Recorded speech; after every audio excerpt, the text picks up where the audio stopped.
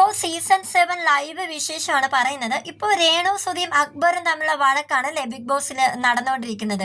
അത് വേറൊന്നുമല്ല, big boss ഒരു മോർണിംഗ് ടാസ്ക് കൊടുക്കുകയാണ് എല്ലാവർക്കും. ഓരോരുത്തരായിട്ട് വന്നിട്ട് എല്ലാവർക്കും ഓരോ ഇരട്ട പേര് പറയുക.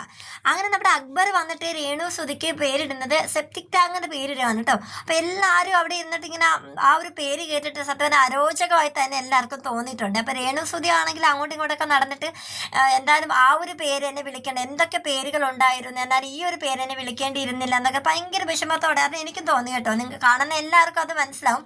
വേറെ പല രീതിയിലുള്ള പേരുകൾ വിളിക്കായിരുന്നു, ഈ ഒരു പേര് വേണ്ട എന്നൊക്കെ ഇങ്ങനെ രേണുസുധ. അതുമായിട്ട് ഭയങ്കര ബഹളമാണ് ഇപ്പോൾ അവിടെ നടന്നുകൊണ്ടിരിക്കുന്നത്. ഷാനവാസിനോട് അത് ഷെയർ ചെയ്യുന്നുണ്ട് കേട്ടോ.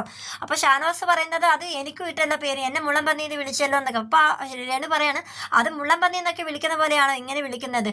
ഇത് എല്ലാ സ്ത്രീകൾക്കും വിധവർക്കും വേണ്ടിയിട്ട് ഞാൻ പ്രതിഷേധിക്കുകയാണെന്നൊക്കെ ഇങ്ങനെ പറഞ്ഞു. അപ്പോൾ അനു പറയുന്നുണ്ട്, ചേച്ചി അങ്ങനെ പറയരുത്, അത് ചേച്ചിക്കിട്ട പേരാണ്, അങ്ങനെ അതിന് സ്ത്രീകളെ മൊത്തം അങ്ങോട്ട് അതിൻ്റെ അകത്തോട്ട് ഇടിച്ച് ഇടണ്ട എന്നൊക്കെ ഇങ്ങനെ അനു പറയുന്നുണ്ട് കേട്ടോ.